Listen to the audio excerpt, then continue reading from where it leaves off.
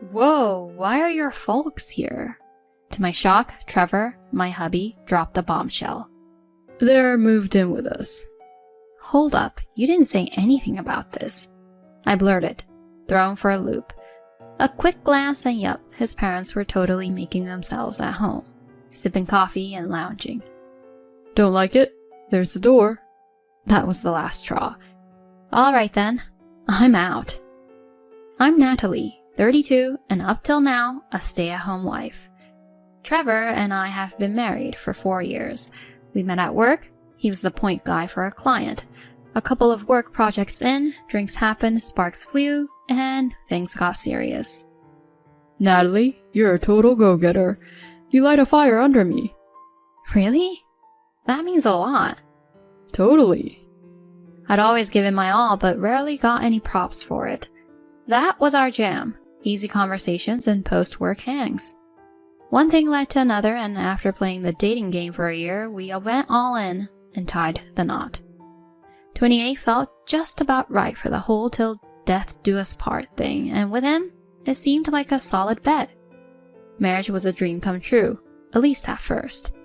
He couldn't whip up a meal to save his life, so I rocked the apron. He was always all, living solo meant fast food and grab-and-goes. Your cooking is pure home vibes. Thanks, love. Oh, it's my pleasure, as long as you're digging it. We were 2 peas in a pod. But then, his folks and their old school beliefs happened. Their mantra? Wives should be homebodies, bend over backward for their in-laws and pop out babies ASAP. Being the round peg in their square hole, I got the cold shoulder. You're honestly the worst. Can't get anything right, can you? Keep it up and you'll be out on your ear. They'd trash talk me during our visits. Talk about a knife to the heart. Trevor was not exactly my knight in shining armor. Give it a rest, Mom and Dad. Nobody's perfect. Not exactly a rousing defense. Our trust was crumbling fast. Buckling under parental pressure, I gave my job the boot. That was 2 years ago. He kind of nudged me towards the homemaker life. I made a case for Team Us working, but he went with the cut me some slack.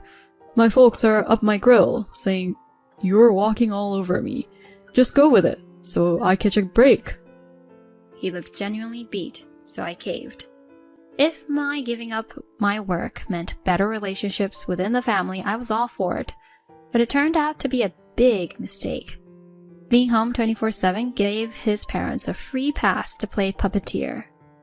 Now that you're officially on house duty, haul yourself over here and tackle ours. His mom, Paulina, would bark on the daily. If I ignore her, she'd tattle to Trevor.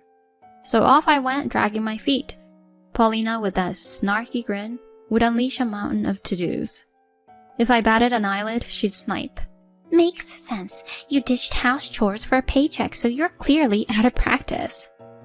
Fuming, I'd dive in, giving their place the full spa treatment, but she kept adding to the list. Honestly, I felt more like Cinderella before the ball than family. I was in a race against time, trying to knock out a crazy workload. My stubborn streak pushed me, but man was I worn out. Emotionally, physically, the whole 9 yards. When I'm hustling around at my in-laws, sometimes my father-in-law Mark is kicking back since he's got the day off. And trust me, the man doesn't hold back. Mind whipping up some coffee? Sure thing. Give me a sec. Hello, I said now. I'm on it. Jeez, what's with her? Every time he cranks up the volume, Paulina's right there, adding her 2 cents. Seriously, what's her deal? Bet her folks would be a sight to see. You've met them, remember? Plain as day. Oh yeah, super vanilla. Yep, they even throw shade at my parents. That was the last straw. Okay, lay off. Trash talk me all you want, but leave my parents out of it. Say you're sorry. Apologizing for dissing my parents. I erupted, face flaming. They probably didn't expect me to talk back like that. They looked like deer in headlights. But then their pride kicked in. Whoa there, Missy. Know your place. For real? Who do you think you are talking back like that? Out. Now! So I booked it out of there. That evening, Trevor was all up in arms. My folks called. They said you caused a scene. What happened? They were trashing my family. Was I supposed to just take it? But you're part of this family now. Seriously? You too? Look, I can't deal with them anymore. Stop making this about you. This isn't a me thing. It's self-preservation. If you want this marriage to work, swear I won't have to face your folks again. Okay. I made my point so clear he didn't have a choice. From then on, no more in-law visits. At Christmas, Trevor did his family thing while I kicked back with mine. Just ditching the in-law drama was instant stress buster. Life's been smooth sailing. Maybe that's why I got a surprise.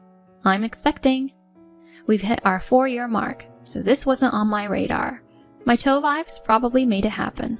When I broke the news to Trevor, he was over the moon. Wow, we're gonna be parents. This is awesome, Nat. Let's make this a great journey. Wait till my folks hear. They'll be ecstatic.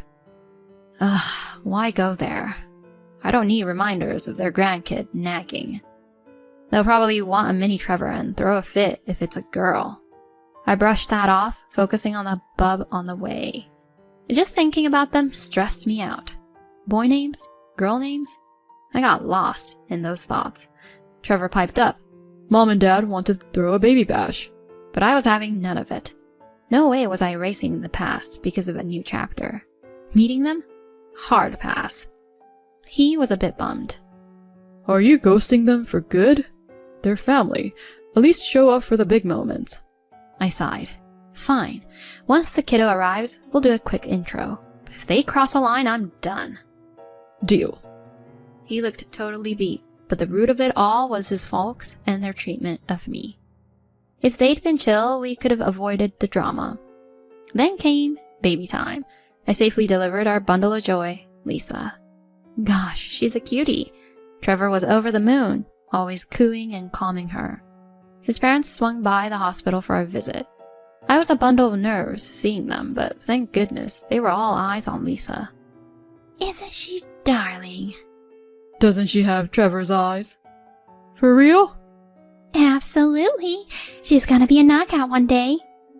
They were so wrapped up in Lisa, they barely glanced my way. Cool with me, I was in the mood for clashes. Trevor and his folks headed out after a bit, sticking to our game plan. We'd agreed. Limit the in-law interaction, especially right after childbirth. He kept his word, but I had no idea he was cooking up a surprise. A few days later, ready to head home with Lisa, I called Trevor for a ride. His excuse? Work. On his day off, something felt fishy. The guy was always home by dinner, hardly any overtime. My spidey senses tingling, I got home and boom, shoes everywhere. His kicks right up front. So much for work, he played it cool. Back so soon? I was ticked. Work, huh? Where's that? He fumbled, coming up short. The real kicker was walking in to see his folks. Whoa, why are your folks here? I shot. Then he dropped a whopper. They've moved in with us. Hold up. You didn't say anything about this. But with his parents sprawled out, making themselves at home, he got bold. My parents come first. You're the wife, you roll with it. He rarely got loud like that. Then his parents chimed in. Hey Natalie, you're back. We're roomies now. This place is big and new. Perfect for the family. Wait, what? We've been in this place for a year, but apparently they missed the memo. Trevor, feeling all gutsy with his parents backing him up, snapped. Don't like it? Door's right there. You can't be serious. Try me. That did it. Fine. I'm out. Grabbing Lisa, I bolted and spilled everything to my folks. They were livid. Dad didn't waste time. We rang up a mover and stormed back to confront my suddenly gutsy husband and his folks. Oh, back again? Thought you got the boot? As she said this, movers began rolling up. Hold up. What's happening here? The movers started hauling out boxes like it was Black Friday. They snagged my stuff and pretty much everything in the house, down to the toaster. Whoa! Why are you snagging all our stuff? I shot back. Because it's mine, Paulina. Trevor was off at work, and from what I heard, Mark had gone all fisherman on us since dawn, so it was just her watching the great escape. She looked like she'd seen a ghost, watching the movers do their thing. After the last box was loaded up, they zoomed off. Do me a favor, give these divorce papers to Trevor, I said, handing them over. She took them, still in La La Land. Dad and I hightailed it out of there, and soon enough my stuff landed at my folks' place. I'd need my parents' backup juggling work and single mom life, so moving in with them for a bit felt right. Cue predictable drama that evening. Ring ring. Hello? Why'd you swipe all our stuff? How are we supposed to Netflix and chill now? Might come back? Well, you won't be doing it there much longer. Come again? Memory jog. My dad owns that joint. He was gonna rent out that fixer-upper, but we got first dibs. Remember? You could practically hear his penny dropping. My bad. Let's rewind and live happily ever after? Talk about wishful thinking. Dream on. Pack up and peace out, or wanna dance with the cops? Okay, we're gone. I could hear his folks losing it in the background. Whatever.